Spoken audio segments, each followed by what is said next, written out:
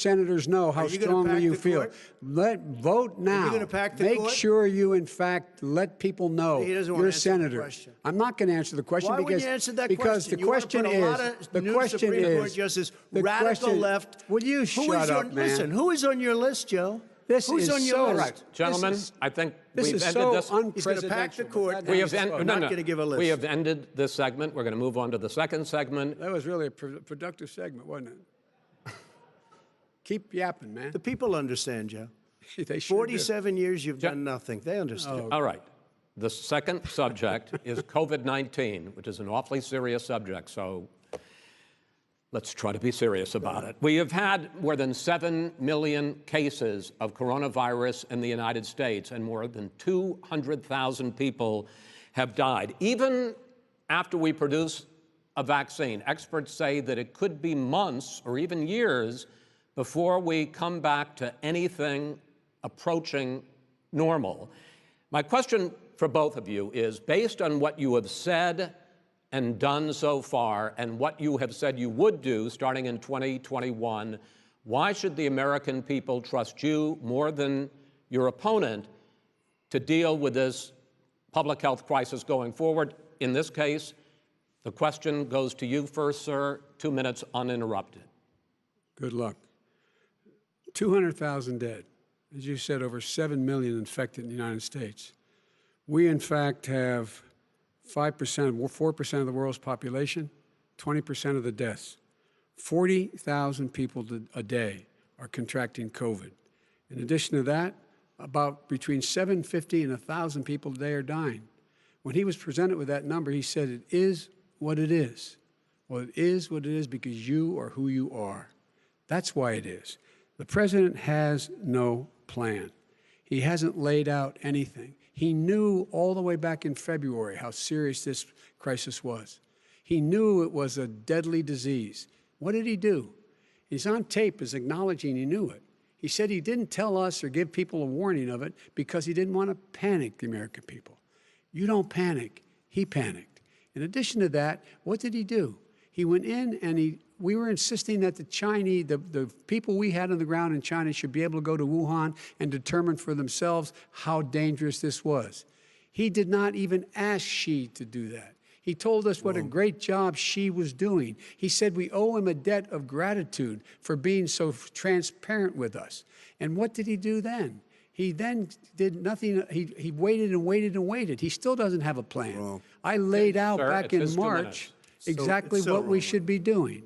And I laid out again in July what we should be doing. We should be providing all the protective gear possible. We should be providing the money the House has passed in order to be able to go out and get people the help they need to keep their businesses open schools that cost a lot of money. You should get out of your bunker and get out of the sand trap and get in your golf course and go in the Oval Office and bring together the Democrats and Republicans and fund what needs to be done now to save lives. So if we would have listened to you... You have 2 minutes, sir. If we would have listened to you, the country would have been left wide open. Millions of people would have died, not 200,000, and one person is too much. It's China's fault. It should have never happened. They stopped it from going in, but it was China's fault. And by the way, when you talk about numbers, you don't know how many people died in China. You don't know how many people died in Russia. You don't know how many people died in India. They don't exactly give you a straight count, just so you understand. But if you look at what we've done, I closed it, and you said he's xenophobic. He's a racist, and he's xenophobic because you didn't think I should have closed our country. Wait a minute. It says 2 minutes. You didn't think we should have closed our country because you thought it was terrible. You wouldn't have closed it for another 2 months. By my doing it early, in fact, Dr. Fauci said, President Trump saved thousands of lives. Many of you Democrat governors said, President Trump did a phenomenal job. We worked with the governor. Oh, really? Go take a look. The governors said I did a phenomenal job. Most of them said that. In fact, people that would not be necessarily on my side said that.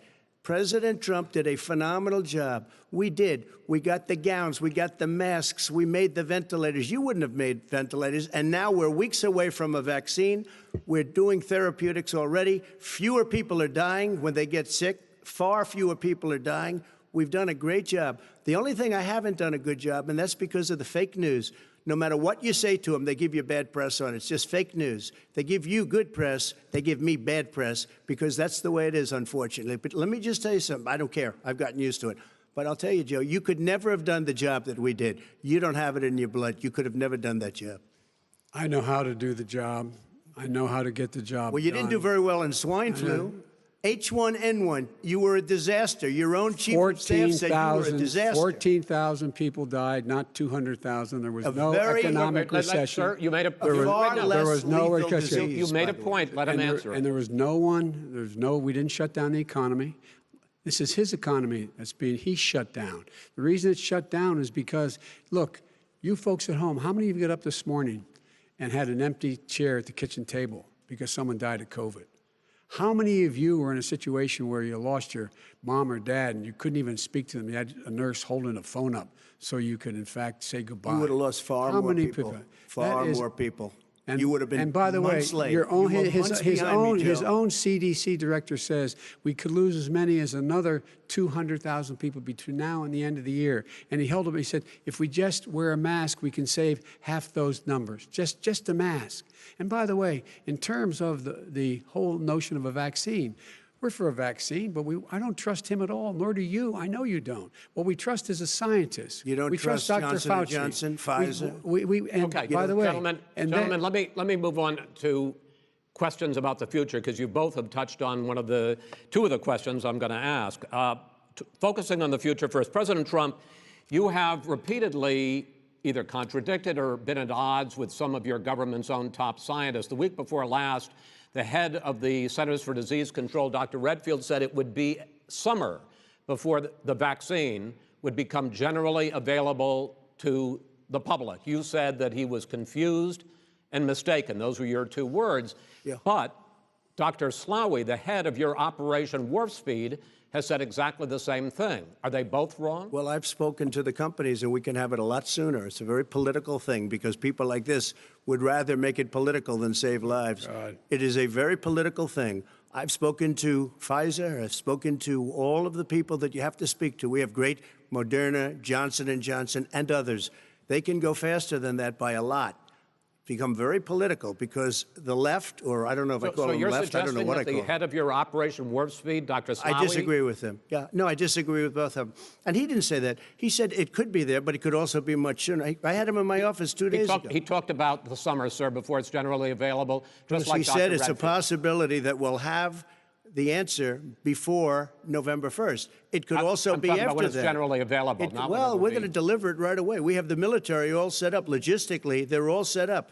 We have our military that delivers soldiers, and they can do 200,000 a day. They're going to be This delivering is the vaccine. same man It's who all told set you up. by Easter this would be gone away. By the warm weather, it'd be gone. Miraculous, like a miracle. And by the way, maybe you could inject some bleach in your arm, and that would take care of it. This is the same That man. was said sarcastically, and you know that. That was said sarcastically. And so here's the deal. This man is talking about a vaccine. Every serious company is talking about maybe having a vaccine done by the end of the year. But the distribution of that vaccine will not occur until sometime beginning or the middle of next year to get it out, if we get the vaccine. And pray God we will. Pray God we will. Mr. Vice President, I want to pick up, though. You'll have on the that. vaccine sooner I want to than pick that. up on this question, though. You say the public can trust the scientists, but they can't trust President Trump. In fact, you said that again tonight. Your running mate, Senator Harris, goes further, saying the public health experts, quote, will be muzzled, will be suppressed. Given the fact that polls already show that people are concerned about the vaccine and are reluctant to take it, are you and your running mate, Senator Harris, contributing to that fear? No more than the question you just asked him. You pointed out.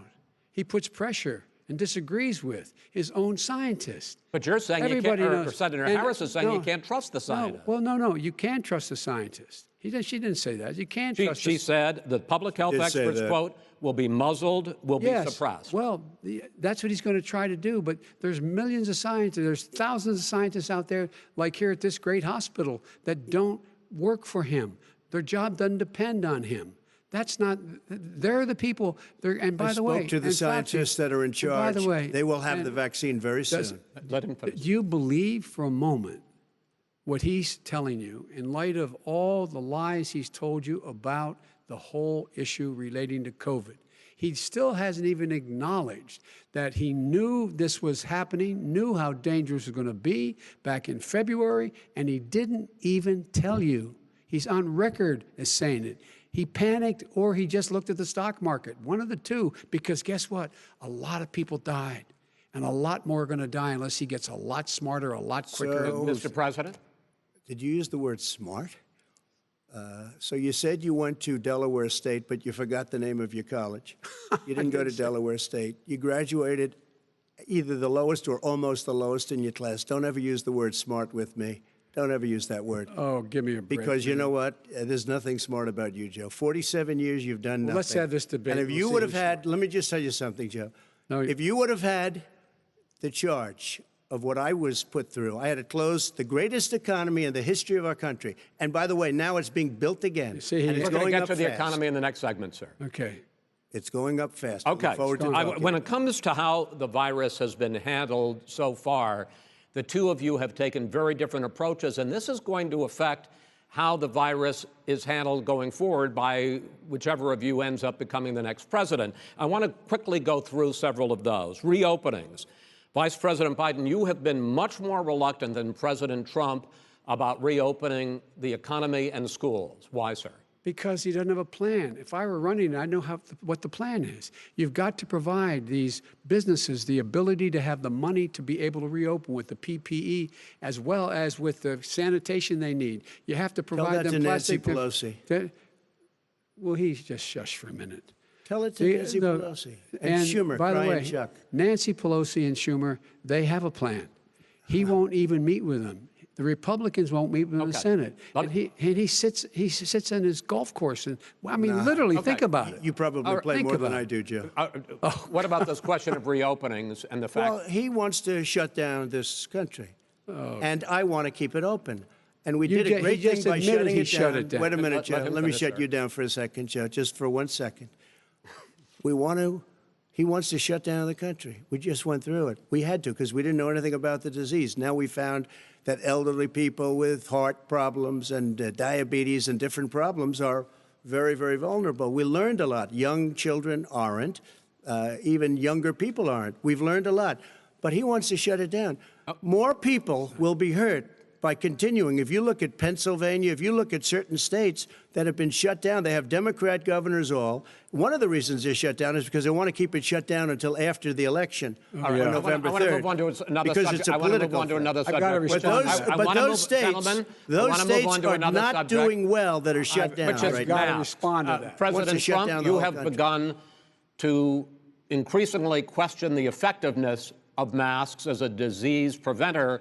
And in fact, recently you have cited the issue of waiters touching their masks and touching plates.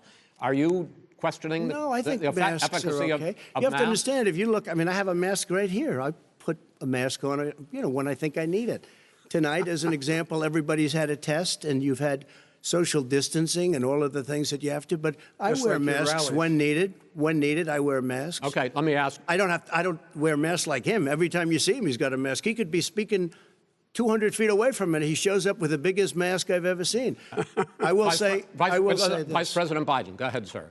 Look, the way to open businesses is give them the wherewithal to be able to open. We provided money. The Congress. But I was asking you, sir, about masks. Well, masks make a big difference. His own head of the CDC said if we just wore masks between now, everybody wore masks in social distance between now and January, we'd probably save up to 100,000 lives. It matters. And they've also It said the matters. opposite. They've And also said the opposite. no serious person said the opposite. They've No also said, well, look serious at all right, I wanna Dr. ask you- Fauci. Dr. Fauci said the He opposite. did not I say want to the ask you, we got a said little very bit more than strongly, a minute left in this masks segment. are not good. Then he changed his mind. He said masks are good. I I'm wanna okay ask- with masks. I I'm want to not ask you fighting both masks. about one last subject, because your different approaches has even affected the way that you have campaigned. President Trump, you're holding large rallies with crowds packed together, thousands of people. Outside. Outside, yes, sir, agreed. Vice President Biden, you are holding much smaller events with Because nobody will show up. people with. Well, it's true. Nobody shows up to his rallies. All right. In any case, why you holding the big rallies? Why you not? You go first, sir. Because people want to hear what I have to say. I mean, But are you I've not done a worried great about it job spreading as a disease? president, and I'll have 35,000 people show up at airports. We use airports. Are you and not worried hangars, about and we the have a disease lot of issue, people. sir? Well, so far we have had no problem whatsoever. It's outside. That's a big difference, according to the experts. And we do them outside. We have tremendous crowds, as you see. I mean, and literally on 24 hours' notice. And Joe does the circles and has 3 people someplace. Okay. By the way, did you see Yes, sir. one of the last big rallies he had? And a reporter came up to him to ask him a question. He said, no, stand back. Put on your mask. Put on a mask. Have you been tested? I'm way far away from those other people. That's what he said. I can't. I'm going to be okay. He's not worried about you. He's not worried about the people out there breathing in one another. We've had no negative cheek to effect. jowl. No negative effect. We've Come had on. no negative effect. And we've had 35, 40,000 All right. Do you people want at to any of these rallies. just Yes. quickly finish up because I want to move on to our next? Yes, I would. He's been totally irresponsible the way in which he has handled the social distancing and people wearing masks, basically encouraged them not to. All right. He's a fool on this. If you could get the crowds, you would have done the same thing. But you can't. Nobody cares. Gentlemen, can we move on to the Nobody cares. Gentlemen, can we move on to the economy? Yes. The economy is, I think it's fair to say, recovering faster than expected from the shutdown. Much faster. In the second quarter, the unemployment rate fell to 8.4% last month. The Federal Reserve says the hit to growth, which is going to be there, is not going to be nearly as big as they had expected. President Trump, you say we are in a V-shaped recovery. Vice President Biden, you say it's more of a K-shape. What difference does that mean to the American people in terms of the economy? President Trump, in this segment, you go first. So we built the greatest economy in history. We closed it down because of the China plague. When the plague came in, we closed it down, which was very hard psychologically to do. He didn't think we should close it down, and he was wrong. And again, 2 million people would be dead now instead of still 204,000 people is too much. One person is too much. Should have never happened from China. But what happened is we closed it down, and now we're reopening, and we're doing record business. We had 10.4 million people in a 4-month period that we've put back into the workforce. That's a record the likes of which nobody's ever seen before. And he wants to close down he will shut it down again. He will destroy this country. You know, a lot of people, between drugs and alcohol and depression, when you start shutting it down, you take a look at what's happening at some of your Democrat-run states where they have these tough shutdowns. And I'm telling you, it's because they don't want to open it. One of them came out last week. You saw that. Oh, we're going to open up on November 9th. Why November 9th? Because it's after the election. They think they're hurting us by keeping them closed. They're hurting people. People know what to do. They can social distance. They can wash their hands. They can wear masks. They can do whatever they want. But they got to open these states up. When you look at North Carolina, when you look, and these governors are under siege, Pennsylvania, Michigan, and a couple of others, you got to open these states up. It's not fair. You're talking about almost it's like being in prison. And you look at what's going on with divorce, look at what's going on with alcoholism and drugs. It's a very, very sad thing. And he'll close down the whole country. This guy will close down the whole country and destroy our country. Our country is coming back incredibly well, setting records as it does it. We don't need somebody to come in and say, let's shut it down. All right. Your 2 minutes, sir. We're now moved to you. As I said, posing the question, the president says it's a V-shaped recovery. You say it's a K-shaped recovery. What's the difference? The difference is millionaires and billionaires like him in the middle of the COVID crisis have done very well. Billionaires have made another $300 billion because of his profligate tax proposal, and he only focused on the market. But you folks at home, you folks living in Scranton and Claymont and all the small towns and working class towns in America, how well are you doing? This guy paid a total of $750 in taxes. Sir, wait, no, sir, it's Just his the wrong state. Yeah, I understand. You've agreed to the 2 minutes, so please let him have it. Do I get my time back? The fact is that he has, in fact, worked on this in a way that he's going to be the first president of the United States to leave office having fewer jobs in his administration than when he became president. Fewer jobs than when he became president. First one in American history. Secondly, the people who have lost their jobs are those people who have been on the front lines, those people who have been saving our lives, those people who have been out there dying people who've been putting themselves in the way to make sure that we could all try to make it. And the idea that he is insisting that we go forward and open when you have almost half the states in America with a significant increase in COVID deaths and COVID cases in the United States of America.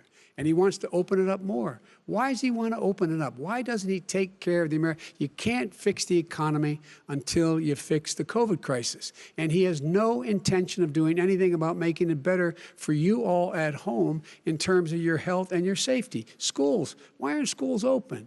Because it costs a lot of money to open them safely. You know, they were going to give, his administration was going to give the teachers and school students masks. And then they decided, no, couldn't do that because it's not a national emergency, not a national emergency. They've done nothing to help small businesses, nothing. They're closing. 1 in 6 is now gone.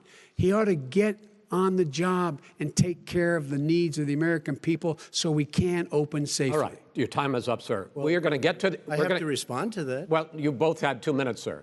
Excuse me, he made a statement. So did you. People want their schools, people want their schools open. They don't want to be shut down. They don't want their state shut down. They want their restaurants. I look at New York. It's so sad what's happening in New York. It's almost like a ghost town. And I'm not sure it can ever recover what they've done in New York. People want their places open. They want to get back to their lives. They'll be careful, but they want their schools open. I'm the one that brought back football. By the way, I brought back Big Ten football. It was me, and I'm very happy to do it. And people of Ohio are very proud of me. And you know how I found out? When he took Gentlemen, a phony we're going to ad. get to your economic plans going forward in a moment. But first, Mr. President, as you well know, there's a new report that in 2016, the year you were elected president, and 2017, your first year as president, that you paid $750 a year in federal income tax each of those years. I know that you pay a lot of other taxes, but I'm asking you the specific question. Is it true that you paid $750 in federal income taxes each of those 2 years? I paid millions of dollars in taxes, millions of dollars of income tax. And let me just tell you, there was a story in one of the papers. Show us your tax I paid $38 million one year. I paid $27 million Show us your tax one year. returns. I went... you'll see it as soon as it's finished. You'll see it. You know, if you want to go to the Board of Elections. There's a 118-page or so report that says everything I have, every bank I have, I'm totally under-leveraged because the assets are extremely good, and we have a very, I built a great company. I'm asking you a specific question, which is... But let me tell you... I understand all of that. I understand all of that. No, Mr. President. Go ahead. I'm asking you a question. Will you tell us how much you paid in federal income taxes in 2016 and 2017? Millions of dollars. You paid millions of dollars? Millions of dollars, So yes. not 750? Millions of dollars, and you'll get to see it. And you'll get to see it. But let me just tell you, Chris, let me just tell you something, that it was the tax laws. I don't want to pay tax. Before I came here, I was a private developer. I was a private business people. Like every other private person, unless they're stupid, they go through the laws, and that's what it is. He passed a tax bill that gave us all these privileges for depreciation and for tax credits. We build a building and we get tax credits, like the hotel on Pennsylvania Avenue. You get a massive, which, by the way, was given to me by the Obama administration, if you can believe that. Now, the man got fired right after that happened. But Vice President Biden, you want to respond? Yeah, I do want to respond. Look, the tax code that made him, put him in a position that he pays less tax than a school teacher makes on the money a school teacher makes is because of him he says he's smart because he can take advantage of the tax code. And he does take advantage of the tax code. That's why I'm going to eliminate the Trump tax cuts. And I'm going to eliminate those tax cuts and make sure that we invest in the people who, in fact, need the help. People out there need help. But why didn't you do it over the last 25 years? Because you weren't president. Because you weren't president screwing things up. You were a senator. And You're by the way, worst you were president America has ever had. Hey, Come Joe, on. let me just tell you, Joe. I've done more in 47 months. I've done more than you've done in 47 years, Joe. We've done things that you never even thought of doing, including fixing the broken military that you gave me, including taking care of your vets. Mr. President, we're talking about the economy. I'd like to ask you about your plans going forward because, Mr. Vice President, your economic plan if you were to be elected president, focuses a lot on big government, big taxes, big spending. I want to focus first on the taxes. You propose more than $4 trillion over a decade in new taxes on individuals making more than $400,000 a year and on corporations. President Trump says that that kind of an increase in taxes is going to hurt the economy as it's just coming out of a recession. Well, just take a look at what is the analysis done by Wall Street firms. Points out that my economic plan would create 7 million more jobs than his in 4 years, number one. And number two, it would create an additional $1 trillion in economic growth because it would be about buying American. That we're going to make this federal government spend $600 billion a year on everything from ships to steel to buildings and the like. And under my proposal, we're going to make sure that every penny of that has to be made by a company. But respectfully, sir, I'm talking about taxes, not spending. Oh, well, by the way, I'm going to eliminate a significant number of the tax. I'm going to make the corporate tax 28%. It shouldn't be 21%. You have 91 companies, in the Fortune 500 who don't pay a single penny in tax, making billions of dollars. Why didn't you do it before when you were vice president with Obama? Because you, in fact, passed that. That was your tax proposal. I got it done. And you know what happened? Yeah, you got it done. Our economy boomed like it's never boomed The economy is Mr. busted. President, Let me finish. Mr. President, let me pick up on that. You would continue your free market approach, lower taxes, more deregulation, correct? Not lower taxes for the American people. Excuse me. But in Obama's, you talk about the economy booming, it turns out that in Obama's final 3 years as president, more jobs were created, 1.5 million more jobs than in the first 3 years of your presidency. They had the slowest recovery economic recovery since 1929. It was the slowest recovery. Also, they took over something that was down here. All you had to do is turn on the lights and you pick up a lot. But they had the slowest economic recovery since 1929. Let me tell you about the stock market. When the stock market goes up, that means jobs. It also means 401ks.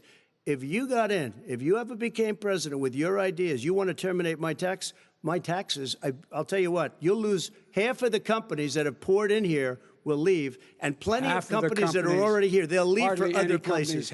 They will leave, and you will have a depression, the likes of which you've never seen. Look, we inherited the worst recession short of a depression in American history. I was asked to bring it back. We were able to have an economic recovery that created the jobs you're talking about. We handed him a booming economy. He blew it. It wasn't booming. Blew He blew it. It wasn't booming. It was the weakest recovery since 1929. Is it fair to say he blew it when fact, there was record low unemployment before COVID? Yeah, but because what he did, even before COVID, manufacturing went in the hole. Manufacturing went in the hole. Excuse me, one. Chris. Wait. Number two. Chris. Number three. They said it would take. No, you're on number two. No. Chris. They said it would take a miracle to bring back manufacturing. I brought back 700,000 jobs. They brought back nothing. They gave up on manufacturing. Part of my standard fare. I'm the guy that brought back the automobile industry. All right, let him. We brought back. I was asked to bring back Chrysler and General Motors. We brought them back right here in the state of Ohio and Michigan. He blew it. They're gone. He blew it. And in fact, they're going. Ohio had the best year it's ever had last year. Michigan had the best year they've ever had. That is not Many true. Car companies came in from Germany, from Japan, went to Michigan, went to Ohio. They're not having. And they didn't come in with you. Mr. Vice President, go ahead. And so you take a look at what he's actually done. He's done very little. His trade deals are the same way. He talks about these great trade deals. You know, he talks about the art of the deal. China's perfected the art of the steal. We have a higher deficit with China now than we did before. We have the highest trade deficit with Mexico. China ate your lunch, down 18%. China ate your lunch, Joe. And no wonder your son goes in and he takes out billions of dollars. Takes out billions of dollars to manage. He makes millions of dollars. And also, while we're at it, why is it, just out of curiosity, the mayor of Moscow's wife gave your son $3.5 million. What did he do to deserve it? What did he do with Burisma to deserve $183,000? You've asked your question, let him answer. None of that is true. Oh, really? He didn't get $3.5 million? Mr. President, Mr. President, please. Totally discredited. totally discredited. And by the way, Well, wait, he didn't get No, no. $3.5 million, Joe? Mr. Vice, He got Mr. $3.5 million. President, it is not true. Oh, really? Mr. Oh. President, But, it's an open discussion, please. Now, It's a fact. Well, There's- it you is have not a raised an fact. issue. Let the It's been Vice totally President answer. discredited. Did There was a Burisma pay him report. $183,000 a month with no experience in energy? Mr. Look, President, no job. my son did nothing wrong at Burisma. I think he did. and Mr. the only guy President, that let did him something- answer. He doesn't want to let me answer because he knows I have the truth. His position has been totally, thoroughly discredited. who? And The media? By everybody. Well, by the By the media, media, by our because they refuse to allies, by talk the about it World because they're Bank, embarrassed. by everyone has discredited. Matter of fact, even Mr. the people President, who please stop. testified under oath. So let me under ask you oath, this, under- Joe. under No, no, oath. go ahead, Mr. I'm listening to Even you. the people under. He got $3.5 million from testified- Moscow. He testified under oath in his administration, said, I did my job and I did it very well. Oh, I did really? it I'd like to know honorably. who they are. Well, I'll give you the list I'll of the fire people who them. testified. No, go ahead, sir. Sure, you've already fired most of them because they did a Some, good because job. some people don't do well, a good here's job. The, With you, Go they ahead. said- You get here's the wait a deal. minute. You get the final word, Mr. well, it's hard to get any word in with this clown. Excuse me, this. Hey, this let me just person. say, No. Mr. President. $3.5 Mr. million, President, Joe. That is simply. Why did not he true. deserve $3.5 million It from did- Moscow? Look, here's the deal. We want to talk about families and ethics. I don't want to do that. I mean, his family we could talk about all night. His family's My already. family, No, let him go. my Let- family already lost wrote- a fortune by Go ahead. coming down and helping Go us ahead. with Go ahead, government. sir. And that's such a. they're right That's here. it, Mr. That's President. such Every a great. single one of them lost This a is not fortune about by President. my coming and family or helping his us with family. It's government. about your family, They the didn't American collect people. $3.5 million He for doesn't. nothing. That's not true. It doesn't want to talk about what you need. You, the American people. It's about you. That's what we're talking about you here. should All right, Take that's Not the end about of here. that's the end of the Shouldn't have segment. taken the money. We're moving on. He didn't take them. Well, Vice it's a very- President, but Chris, no, can I be honest? It's a very important Try to be question. honest. No, He stood thing. up. No, he stood up, the answer to and the he question is no. threatened Ukraine. No, sir. With $1 billion, if you that don't get rid of is the If you're- Russians. you know what, you're- absolutely wait, not stop. You're on true. tape doing it. You're going to You're on have tape. True. Gentlemen. Is- I hate to raise Chris, my voice, he's but on it seems tape. to be, why shouldn't I be different than the two of you?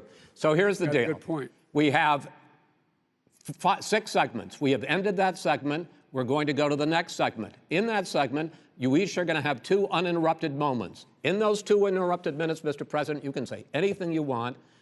I'm going to ask a question about race, but if you want to answer about something else, go ahead. But I think that the country would be better served if we allowed both people to speak with fewer interruptions. I'm appealing to you, sir, to do that. Well, and him too. Well, frankly, you've been doing more interrupting Well, that's than all he right, has. but he does plenty. Well, less than, sir, less there's than. plenty. No, less than you have. Let's please continue on. The issue of race. Vice President Biden, you say that President Trump's response to the violence in Charlottesville 3 years ago, when he talked about very fine people on both sides, was what directly led you to launch this run for president. Oh, yeah, sure. President Trump, you have often said that you believe you have done more for black Americans than any president, with the possible exception of Abraham Lincoln. My question for the two of you is, why should voters trust you rather than your opponent to deal with the race issues facing this country over the next 4 years? Vice President Biden, you go first.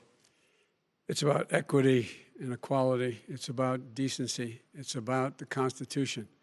And we have never walked away from trying to require equity for everyone, equality for the whole of America. But we've never accomplished it. But we've never walked away from it like he has done. It is true. The reason I got in the race is when those people, close your eyes, remember what those people looked like coming out of the fields carrying torches, their veins bulging, just spewing anti-Semitic bile, and accompanied by the Ku Klux Klan. A young woman got killed. And they asked the president what he thought. He said there were very fine people on both sides. No president has ever said anything like that. Finish the statement. It is whose Now, 2 minutes, sir. second point I'd make to you is that when Floyd was killed, when Mr. Floyd was killed, there was a peaceful protest in front of the White House. What did he do? He came out of his bunker, had the military use tear gas on him so he could walk across to a church and hold up a Bible. And then what happened after that? The bishop of that very church said that it was a disgrace. The general who was with him said all he ever wants to do is divide people, not unite people at all. This is a president who has used everything as a dog whistle to try to generate racist hatred, racist division. This is a man who, in fact, you talk about helping African Americans. 1 in 1,000 African Americans has been killed because of the coronavirus. And if he doesn't do something quickly, by the end of the year, 1 in 500 will have been killed. 1 in 500 African Americans. This man is a savior of African Americans. This man cares at all. This man's done virtually nothing. Look, the fact is that you have to look at what he talks about. You have to look at what he did. And what he did has been disastrous for the African American community. So, President Trump, you have 2 minutes. Why should Americans trust you over your opponent to deal with racism? he did a crime bill, 1994, where you call them super predators, African Americans, the super predators, and they've never forgotten it. They've never forgotten it, Joe. No, sir, it's his 2 minutes. So you did that, and they call you a super predator, and I'm letting people out of jail now that you have treated the African American population community, you have treated the black community about as bad as anybody in this country. You did the 1990, and that's why, if you look at the polls, I'm doing better than any Republican has done in a long time, because they saw what you did. You call them super predators, and you've called them worse than that, because you look back at your testimony over the years, you've called them a lot worse than that. As far as the church is concerned, and as far as the generals are concerned, we just got the support of 250 military leaders and generals, total support. Law enforcement, almost every law enforcement group in the United States. I have Florida, I have Texas, I have Ohio, I have Portland. The sheriff just came out today and he said, I support President Trump. I don't think you have any law enforcement. You can't even say the word law enforcement, because if you say those words, you're going to lose all of your radical left supporters. And why aren't you saying those words, Joe? Why don't you say the words law enforcement? Because you know what? If they called us in Portland, we would put out that fire in a half an hour, but they won't do it because they're run by radical left Democrats. If you look at Chicago, if you look at any place you want to look, Seattle, they heard we were coming in the following day, and they put up their hands, and we got back Seattle. Minneapolis, we got it back, Joe, because we believe in law and order, but you don't. The top 10 cities and just about the top 40 cities are run by Democrats and, in many cases, radical left. And they've got you wrapped around their finger, Joe, to a point where you don't want to say anything about law and order. And I'll tell you what, the people of this country want and demand law and order, and you're afraid to even say it. All right. I want to return to the question of race. Vice President Biden, after the grand jury in the Breonna Taylor case decided not to charge any of the police with homicide, you said it raises the question, quote, whether justice could be equally applied in America. Do you believe that there is a separate but unequal system of justice for blacks in this country? Yes, there is. There's systemic injustice in this country, in education and work and in law enforcement and the way in which it's enforced. But look, the vast majority of police officers are good, decent, honorable men and women. They risk their lives every day to take care of us. But there are some bad apples. And when they occur, when they find them, they have to be sorted out. They have to be held accountable. They have to be held accountable. And what I'm going to do as President of the United States is call together an entire group of people at the White House, well, everything from the civil rights groups to the police officers, to the police chiefs, and we're going to work this out. We're going to work this out so we change the way in which we have more transparency in when these things happen. These cops aren't happy to see what happened to George Floyd. These cops aren't happy to see what happened to Breonna Taylor. Most don't like it.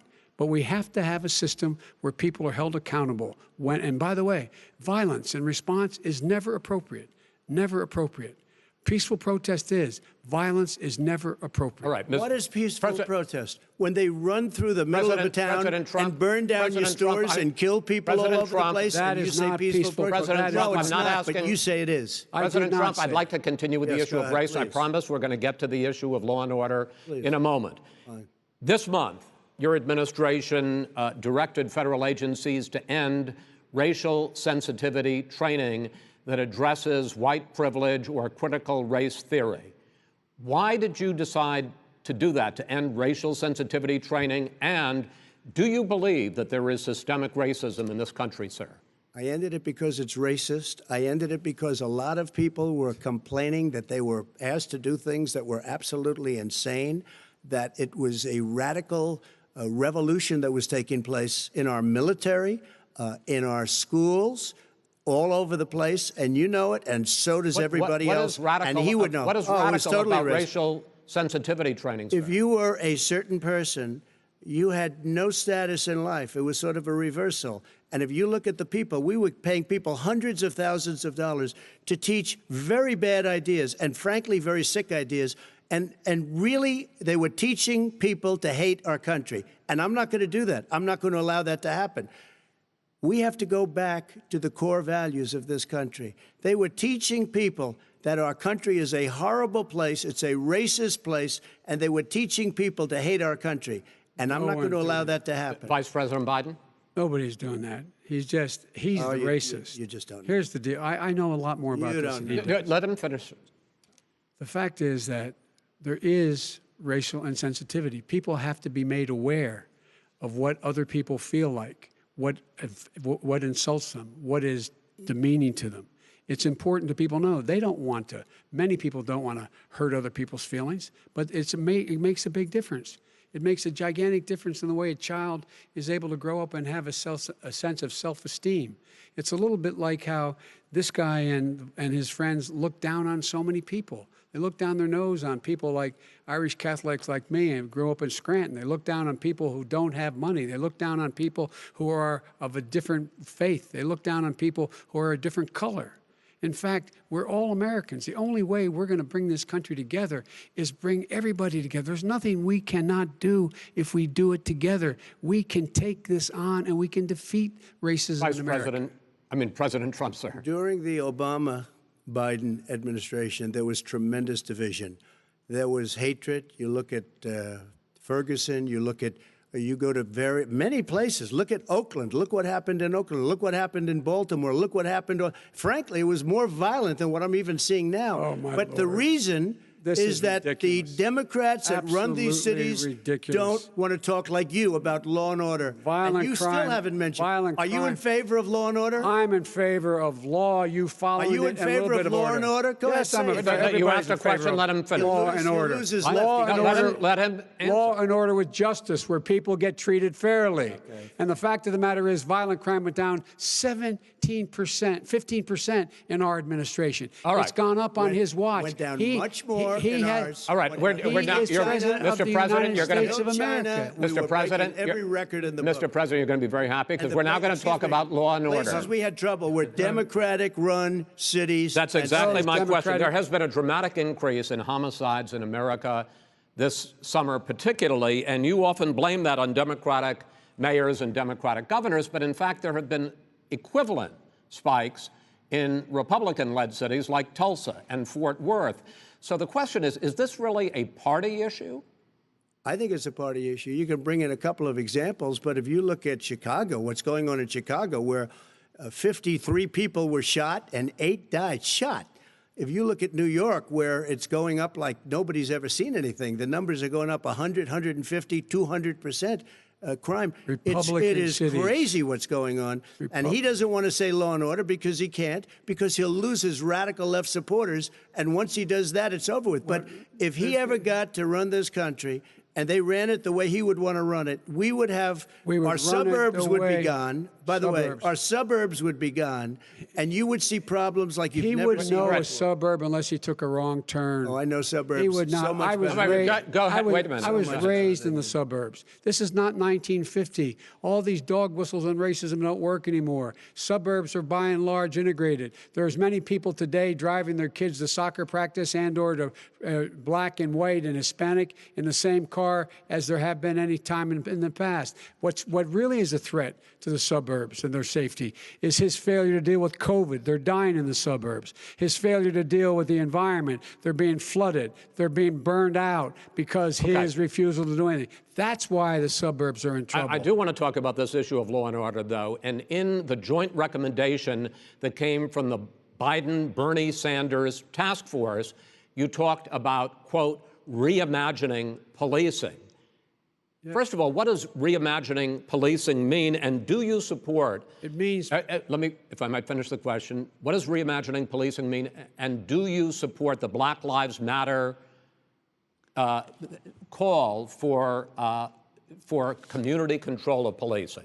look, what I support is the police having the opportunity to deal with the problems they face. And I'm totally opposed to defunding the police officers. As a matter of fact, local police, the only one defunding in his budget calls for a $400 million cut in local law enforcement assistance. They need more assistance. They need, when they show up for a 9/11 call, to have someone with them as a psychologist or psychiatrist to keep them from having to use force and be able to talk people down. We have to have community policing like we had before, where the officers get to know the people in the communities. That's when crime went down. It didn't go up, it went down. And so we have to be engaged. That's not what in they're talking about, Chris. That's not what they're talking about. He's talking about defunding the police. That is not true. He doesn't have any law support. Look, he has no law enforcement that's not support. true. Almost that's nothing. Look. Oh, really? Who do you have? Name one group that supports you. Name one group that came out and supported you. Go ahead. Think. We have time. We don't have time to do anything. Think All right. about it. Look, Name folks, one law enforcement group that came out and I supported think, gentlemen, you. I think I'm going to take back the There moderator's aren't. I don't role, think there are any. and I want to get to another subject, which is the issue of protests in many cities that have turned violent. In Portland, Oregon, especially, we had more than 100 straight days of protests, which I think you would agree. You talk about peaceful protests. Many of those turned into riots.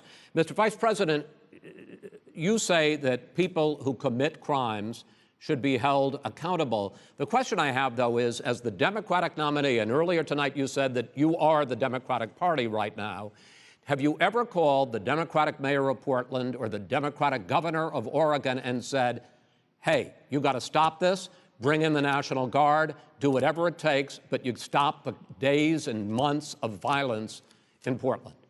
I don't hold public office now. I am a former vice president. I've made it clear in my public statements that the violence should be prosecuted. It should be prosecuted, and anyone who commits it But should you've be never prosecuted. called for the people, the leader. that. Excuse me, sir. You have never called for the leaders in Portland and in Oregon to bring in the National Guard and knock off 100 days of riots. They can, in fact, take care of it if he just stay out of the way. Look here. Oh, really? Here, Oh, really? Here's the thing. I sent in the U.S. I asked him a Marshals to question. get the killer No, of the young man in the middle of the street. They shot him, and for 3 days, President Trump, Portland wouldn't do anything. I had to send in the U.S. Marshals. They took care of business. Go ahead, sir. And by the way, you know, his own former spokesperson said, you know, riots and chaos and violence help his cause.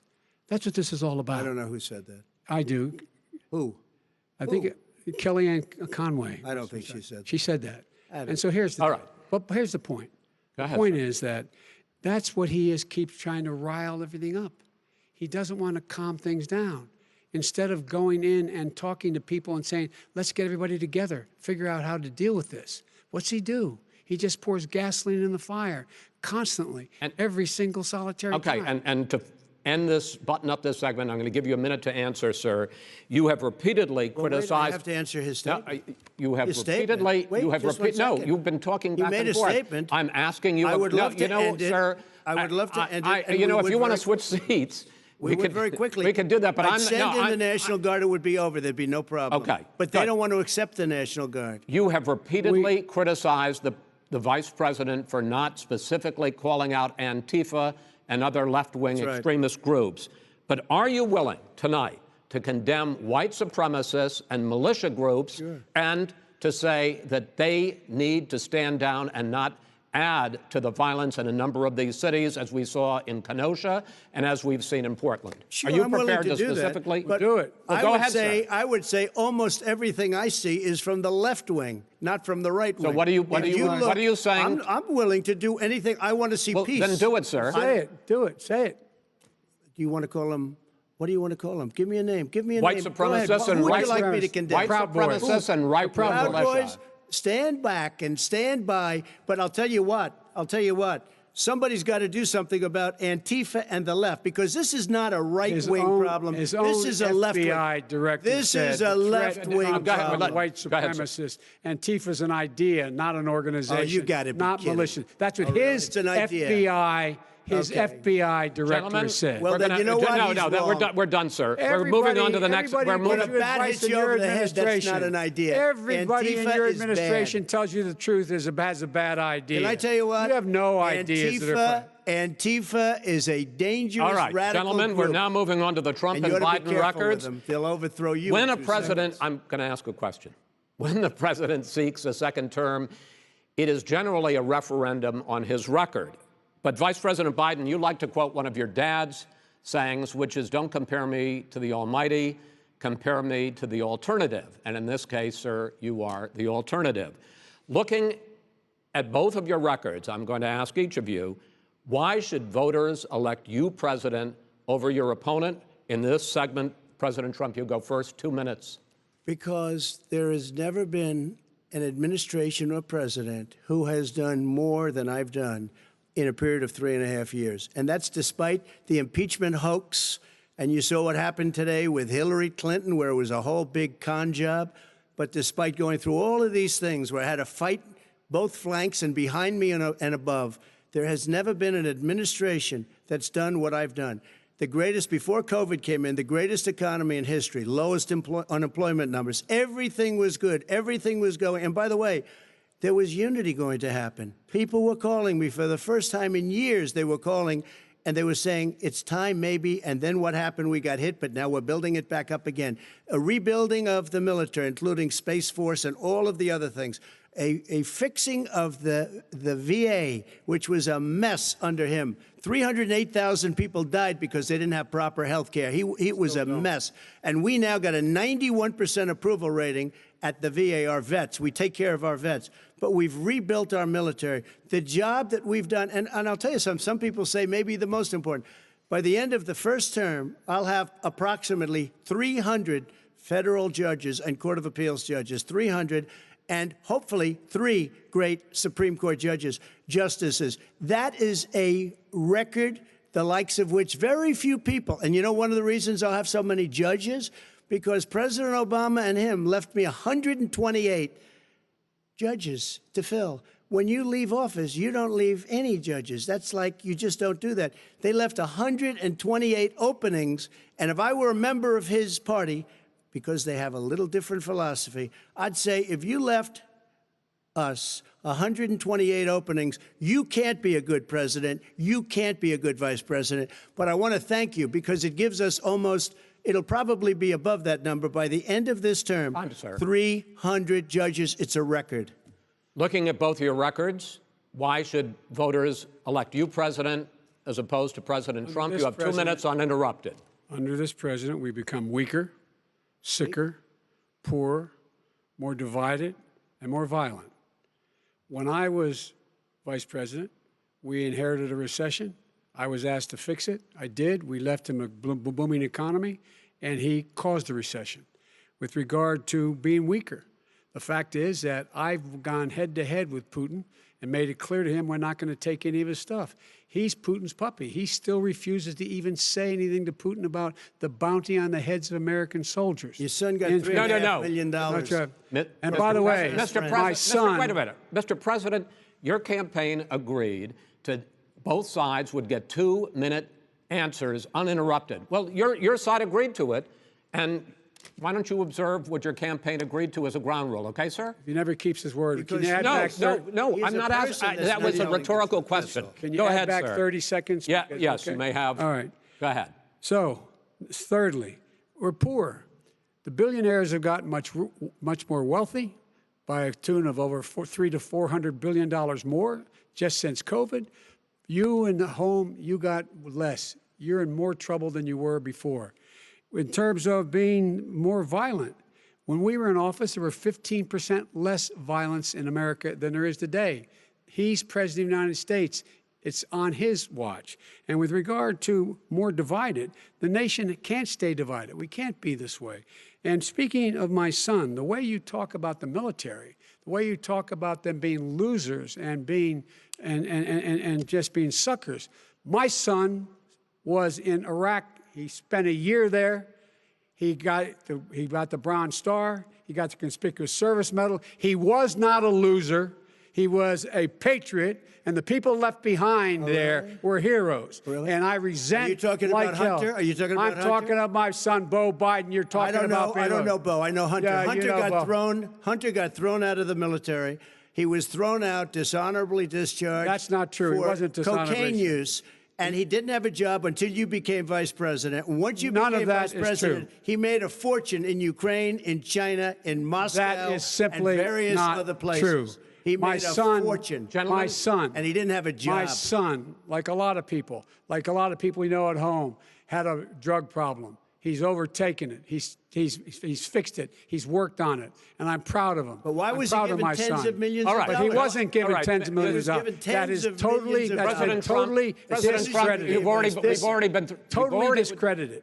We've already been through this. I think the American people would rather hear about more substantial So do I. subjects. Well, you know, as the moderator, sir, I'm going to make a I know, but when judgment call somebody here. gets $3.5 million Okay, great. from the Let's talk mayor about- of Moscow, let's That talk is about- not I think true. it's a terrible That thing. report is totally Why did he get it? discredited. I Mitt think, Romney on that committee said it wasn't worth taxpayers' money, that report. It was written for political reasons. you know, I'd like to talk about climate change. So would I. Okay. The forest fires in the West are raging now. They have burned millions of acres. They have displaced hundreds of thousands of people. When state officials there blame the fires on climate change, Mr. President, you said, I don't think the science knows. Over your 4 years, you have pulled the U.S. out of the Paris Climate Accord. You have rolled back a number of Obama environmental records. What do you believe about the science of climate change? And what will you do in the next 4 years to confront it? I want crystal clean water and air. I want beautiful, clean air. We have now the lowest carbon. If you look at our numbers right now, we are doing phenomenally. But I haven't destroyed our businesses. Our businesses aren't put out of commission. If you look at the Paris Accord, it was a disaster from our standpoint. And people are actually very happy about what's going on because our businesses are doing well. As far as the fires are concerned, you need forest management in addition to everything else. The forest floors are loaded up with trees, dead trees that are years old, and they're like tinder, and leaves and everything else. You drop a cigarette in there, the whole forest burns down. You've got to have forest management. What do you You've got to have cuts. What do you believe about the science of climate change, sir? I believe that we have to do everything we can to have immaculate air, immaculate water, and do whatever else we can that's good. You know, we're planting 1 billion trees, the Billion Tree Project, and it's very Do you exciting believe for a lot of people. that human pollution, greenhouse gas emissions contributes to the global warming of this I think planet? a lot of things do, but I think to an extent, yes. I think to an extent, yes. But I also think we have to do better management of our forests. Every year, I get the call, California's burning. California's burning. If that was cleaned, if you had forest management, good forest management, you wouldn't be getting those calls. You know, in Europe, they have forest cities. They're called forest cities. They maintain their forests. They manage their forests. I was with the head of a major country. It's a forest city. He said, sir, we have trees that are far more, they ignite much easier than California. There shouldn't be that problem. I spoke with the governor about it. I'm getting along very well with the governor. But I said, you know, at some point, you can't every year have hundreds of thousands of acres of land just burned to the ground. But, sir, That's burning down because of a lack of But, management. sir, if you believe in the science of climate change, why have you rolled back the Obama Clean Power Plan, which limited carbon emissions in power plants? Why have you relaxed? Because it was driving energy prices through the sky. Why have you relaxed fuel economy standards that are going to create more pollution from cars Well, and not trucks? really, because what's happening is the car is much less expensive and it's a much safer car, and you're talking about a tiny difference. And then what would happen, because of the cost of the car, you would have at least double and triple the number of cars purchased. We have the old slugs out there that are 10, 12 years old. If you did that, the car would be safer. It would be much cheaper by But $3,500. in the case of California, they've simply No, but you ignored would take your a lot of cars rollback. off the market because people would be able to afford a car. Now, and by the way, we're going to see how that turns out. But a lot of people agree with me, many people. The car has gotten so expensive because they have computers all over the place for an extra little bit of gasoline. And, and I'm okay with electric cars, too. I think I'm all for electric cars. I've given big incentives for electric cars. But what they've done in California is just crazy. Right.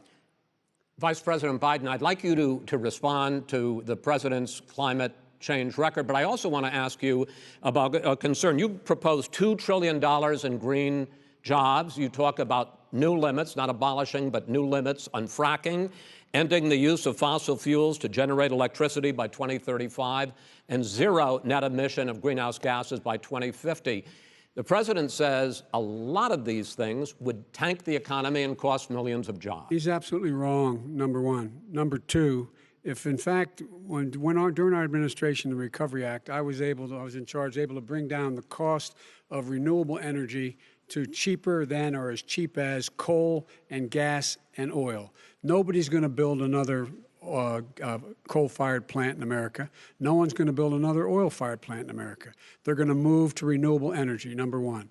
Number two, we're going to make sure that we are able to take the federal fleet and turn it into a fleet that's run on their electric vehicles. Making sure that we can do that, we're going to put 500,000 charging stations and all of the highways that we're going to be building in the future. We're going to build an economy that, in fact, is going to provide for the ability of us to take 4 million buildings and make sure that they, in fact, are weatherized in a way that, in fact, they'll emit significantly less gas and oil because the heat will not be going out. There's so many things that we can do now to create thousands and thousands of jobs. We can get to net zero in terms of energy production by 2035. Not only not costing people jobs, creating millions of good paying jobs, not $15 an hour, but prevailing wage, by having a new infrastructure that, in fact, is green. And the first thing I will do, I will rejoin the Paris Accord. I will join the Paris Accord because with us out of it, look what's happening. It's all falling apart. And talk about someone who has no relationship with foreign policy. Brazil, the rainforests of Brazil are being torn down, are being ripped down. More carbon is absorbed in that rainforest than every bit of carbon that's emitted in the United States. Instead of doing something about that, I would be gathering up and making sure we had the countries of the world coming up with $20 billion and say, here's $20 billion. Stop tearing down the forest. And if you don't, then you're going to have significant economic consequences. What about the argument that President Trump basically says that you have to balance environmental interests and economic interests, and he's drawn his line? Well, he hadn't drawn a line. He still, for example, makes sure that he wants to make sure that methane's not a problem. You can now emit more methane without it being a problem. Methane. This is a guy who says that you don't have to have mileage standards for automobiles that exist now. This is a guy who says that, well, the fact that it's all true. And here's the deal. He's talking about the Green New Deal, and it's not $2 billion or $20 billion, as you said. It's $100 trillion. I'm talking about where they want to rip down buildings and rebuild the building. No, it's the dumbest, most ridiculous. Where airplanes are out of business, where two-car systems are out, where they want to take out the cows too. You know, that's not true either, right? This is a $100 trillion. Look, that's more money than our country could make in 100 years if we're going to the case. All right, let me destroy our because country. I actually wait a minute, sir. I actually have studied your plan, and it includes upgrading 4 million buildings, weatherizing 2 million homes over 4 years, building 1.5 million energy-efficient homes. So the question becomes: the president is saying, I think some people who support the president would say that sounds like it's going to cost a lot of money and hurt the economy. What it's going to do is going to create thousands and millions of jobs, good-paying jobs. Let him finish, sir.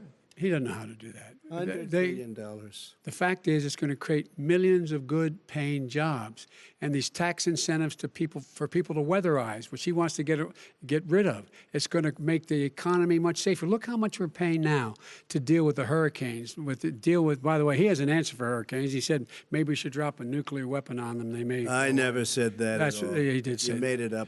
And here's the deal. You make up a we are going to be in a position where we can create hard hard, good jobs by making sure the environment is clean and we all are in better shape. We spend billions of dollars now, billions of dollars on floods, hurricanes, rising seas. We're in real trouble. Look what's happened just in the Midwest with these storms that come through and wipe out entire sections and counties in Iowa. They didn't happen before. They're because of global warming. We make up 15% of the world's problem. We, in fact, but the rest of the world, we've got to get them to come along. That's why we have to get back into the Paris Accord. All right, gentlemen. Wait a minute, Chris. So why didn't he do it for 47 years? You were vice president. Why didn't you get the world? China sends up real dirt into the air. Russia does. India does. They all do. We're supposed to be good. And by the way, he made a couple of statements. The Green New Deal is $100 trillion, That is not not $20 my billion. plan. That's the Green well, New you want to Deal rebuild every is building. not my plan. You want to All rebuild right. every. If he knew anything about, wait. if he Gentlemen, knew He anything made a about, statement Gentlemen. about the military. He said I said something about the military. He and his friends made it up, and then they went with it. I never said it. Okay. That is What not he true. did Sir, is he you're done in said this segment. he called Mr. the Vice- military Mr. Vice President, stupid bastards. I and he did said not it on say tape. that. He said Mr. stupid Please, bastards. He not- said Sir, it. stop. I would never I say would that to play the it. military. Play it. Go ahead. You're Mr. on Vice tape. President answered his final question. The final question is, I can't remember which of all his rantings. You don't remember much. I'm having a little trouble myself, but and about the economy and about this question of what it's going to cost. The economy. I mean, the Green New Deal and the idea of what your the environmental Green New changes Deal- will do. The Green New Deal will pay for itself as we move forward. We're not going to build plants that, in fact, are great polluting plants. So do you We're going to support build the Green New Deal? Pardon me? Do you support? No, I don't support the Green Oh, New Deal. you don't? Oh, well, that's a You big let- statement. I That support means you the just Biden- lost the radical left. I Like, support Oh, you the don't? Biden plan that I put forward. Okay. The Biden plan, which is different than what he calls the radical Green New Deal. All right, gentlemen, final segment, election integrity. As we meet tonight, millions of Americans are receiving mail-in ballots or going to vote early. How confident should we be that this will be a fair election, and what are you prepared to do over the next 5+ weeks, because it'll not only be to Election Day, but also counting some ballots, mail-in ballots after Election Day. What are you prepared to do to reassure the American people that the next president will be the legitimate winner of this election? In this final segment, Mr. Vice President, you go first. Prepared to let people vote. They should go to iwillvote.com, decide how they're going to vote, when they're going to vote, and what means by which they're going to vote. His own Homeland Security Director, and as well as the FBI Director, says there is no evidence at all that mail-in ballots are a source of being manipulated and cheating. They said that. The fact is that there are going to be millions of people because of COVID that are going to be voting by mail-in ballots, like he does, by the way. He sits behind the Resolute desk and sends his ballot to Florida, number one. Number two, we're going to make sure that those people who want to vote in person are able to vote because enough poll watchers are there to make sure they can socially distance. The polls are open on time, and the polls stay open until the votes are counted. And this is all about trying to dissuade people from voting because he's trying to scare people into thinking that it's not going to be legitimate. Show up and vote.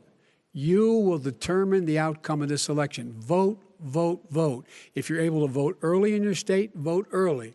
If you're able to vote in person, vote in person. Vote whatever way is the best way for you, because he cannot stop you from being able to determine the outcome of this election. And in terms of whether or not when the votes are counted, and they're all counted, that will be accepted. If I win, that will be accepted. If I lose, that'll be accepted. But by the way, if in fact he says he's not sure what he's going to accept, well, let me tell you something. It doesn't matter, because if we get the votes, it's going to be all over. He's going to go. He can't stay in power. It won't happen. It won't happen. So vote. Just make sure you understand you have it in your control to determine what this country is going to look like the next 4 years. Is it going to change? Or you get 4 more years of these lies. Mr. President, 2 minutes. So when I listened to Joe talking about a transition, there's been no transition from when I won. I won that election. And if you look at crooked Hillary Clinton, if you look at all of the different people, There was no transition because they came after me trying to do a coup. They came after me spying on my campaign. They started from the day I won and even before I won, from the day I came down the escalator with our First Lady. They were a disaster. They were a disgrace to our country. And we've caught them. We've caught them all. We've got it all on tape. We've caught them all. And by the way, you gave the idea for the Logan Act against General Flynn. You better take a look at that because we caught you in a sense. And President Obama was sitting in the office. He knew about it, too. So don't tell me about a free transition. As far as the ballots are concerned, it's a disaster. A solicited ballot, okay, solicited is okay. You're soliciting, you're asking, they send it back, you send it back. I did that. If you have an unsolicited, they're sending millions of ballots all over the country. There's fraud. They found them in creeks. They found some with the name Trump, just happened to have the name Trump just the other day in a waste paper basket. They're being sent all over the place. They sent 2 in a Democrat area. They sent out 1,000 ballots. Everybody got 2 ballots. This is going to be a fraud like you've never seen. The other thing, it's nice on November 3rd, you're watching and you see who won the election. And I think we're going to do well because people are really happy with the job we've done. But you know what? We won't know. We might not know for months because these ballots are going to be all over. Take a look at what happened in Manhattan. Take a look at what happened in New Jersey. Take a look at what happened in Virginia and other places. They're not losing 2%, 1%, which, by the way, is too much. An election could be won or lost with that. They're losing 30 and 40%. It's a fraud, and it's a shame. And can you imagine where they say you have to have your ballot in by November 10th? November 10th. That means that's 7 days after the election, in theory, should have been announced. Okay. We have major states with that, sir, all run by Democrats. 2 minutes is 2 minutes. All run by Democrats. It's President Trump, it's a rigged election. You're going to be able to continue. You have been charging for months that mail-in balloting is going to be a disaster. You say it's rigged, that it's going to lead to fraud. But in 2018, in the last midterm election, 31 million people voted mail-in voting. That was a quarter, more than a quarter, of all the voters that year cast their ballots by mail. Now that millions of mail-in ballots have gone out, what are you going to do about it? And are you counting on the Supreme Court, including a Justice Barrett, to settle any dispute? Yeah, I think I'm counting on them to look at the ballots, definitely. I hope we don't need them in terms of the election itself. But for the ballots, I think so. Because what's happening is incredible. I read today, where at least 1% of the ballots for 2016 were invalidated. They take them, we don't like them, we don't like them. But what they are you throw going to them do out about left it? There and are right. millions of ballots going out right now. What you do is you go and vote. You do a solicited ballot, and that's okay, or you go and vote. I'm asking you about the fact that millions of people You go and vote. You go and vote. But like what I'm they, saying is, like what are you they gonna used do about to the fact in the that old. millions of people. You either do, Chris, a solicited ballot where you're sending it in, they're sending it back, and you're sending. They have mailmen with lots of it. Did you see what's going on? Take a look at West Virginia. Mailmen selling the ballots. They're being sold. They're being dumped in rivers. This is a horrible thing for our country. There is no. This is not. There is no. This is evidence not going of to that. end well. There is Okay. no This evidence is of that. not going Vice to President end well. Biden. 5 states In fact, have had go ahead, mail-in sir. ballots for the last decade or more. 5, including 2 Republican states. And you don't have to solicit the ballot. It's sent to you. It's sent to your home. What we're saying is, they're saying is that it has to be a postmark by the time, by Election Day. If it doesn't get in till the 7th, 8th, 9th, it still should be counted. He's just afraid of counting the votes because he knows You're the wrong. outcome. You're wrong. No, I want to continue with you on I this, love Vice counting the President votes. Biden. Because Chris, he's so wrong when he makes a statement like that. Excuse me, Vice President Biden. The biggest problem, in fact, over the years with mail-in voting has not been fraud historically. It has been that sizable numbers, sometimes hundreds of thousands of ballots are thrown out because they have not been properly filled out, or there is some other irregularity, or they missed the deadline. So the question I have is, are you concerned that the Supreme Court, with a Justice Barrett, will settle any dispute? I'm concerned that any court would settle this because here's the deal. When you get a ballot and you fill it out, you're supposed to have an affidavit. If you didn't know, you have someone say that this is me. You should be able to, if in fact you can verify that's you before the ballot is thrown out, that's sufficient to be able to count the ballot because someone made a mistake and not dotting the correct I. Who they voted for, testify, say who they voted for, say it's you. That is totally legitimate. All right. Excuse me, Chris, when you I have a final- 80 million ballots Gentlemen, I have a final sent in question. and swamping the system, you know it can't be done. You know it can't. And already All there's right, been so now- fraud. Mail service deception. delivers Wait a minute, gentlemen. In the 185 final million question pieces of mail a is, day. in million 8 ballots. states, we can keep talking. It's in a- 8 it's a states, disgrace. election workers are prohibited, currently by law, 8 states, from even beginning to process ballots, even take them out of the envelopes and Yes. flatten them until Election Day. That means that it's likely, because there's going to be a huge increase in mail-in balloting, that we are not going to know on election night who the winner is, that it could be days, it could be weeks. Could be months. Until we find out who the new president is. So first for you, sir, finally for the vice president, I hope neither of you will interrupt the other. Will you urge your supporters to stay calm during this extended period, not to engage in any civil unrest? And will you pledge tonight that you will not declare victory until the election has been independently certified? President Trump, you go first. I'm urging my supporters to go into the polls and watch very carefully, because that's what has to happen. I am urging them to do it. As you know, today there was a big problem. In Philadelphia, they went in to watch. They're called poll watchers, a very safe, very nice thing. They were thrown out. They weren't allowed to watch. You know why? Because bad things happen in Philadelphia, bad things. And I am urging my people. I hope it's going to be a fair election. If it's a fair You're urging election, them what? I am 100% on board. But if I see tens of thousands of ballots being manipulated, I can't go along with that. And I'll tell what- you what, what does that from mean, a not go common along? sense, Does that mean you're I'll gonna tell you tell what your it means. people to take to the It means street? you have a fraudulent election. You're And what are sending you out gonna do? 80 And million what would you ballots. do They're about that? they're not equipped to. These people aren't equipped to handle it. Number one. Number two, Okay. they cheat. They cheat. Hey, they found ballots in a waste paper basket 3 days ago, and they all had the name All right. military ballots. They were military. They all had the name Trump on them. Vice President You think Biden, that's good? Vice President Biden, final question for you. Will you urge your supporters to stay calm while the vote is counted, and will you pledge not to declare victory until the election is independently certified? Yes, and here's the deal. We count the ballots, as you pointed out. Some of these ballots in some states can't even be opened until Election Day. And if there's thousands of ballots, it's going to take time to do it. And by the way, our military, they've been voting by ballots since the end of the Civil War, in effect. And that's what's going to happen. Why was it not? Why is it for them somehow not fraudulent? It's the same process.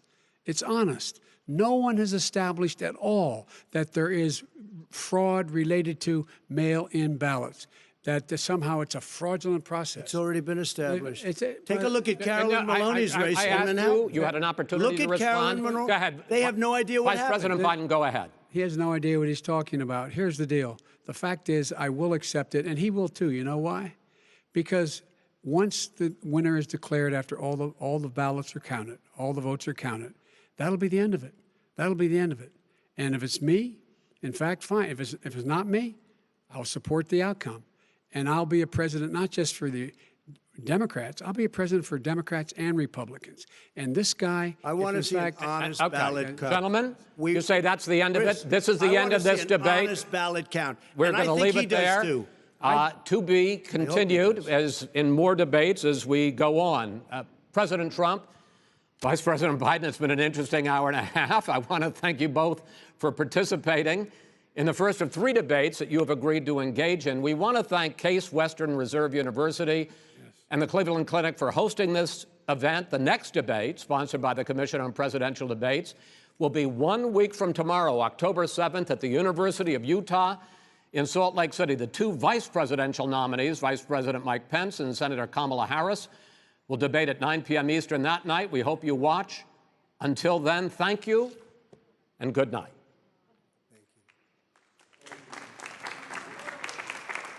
Thank you.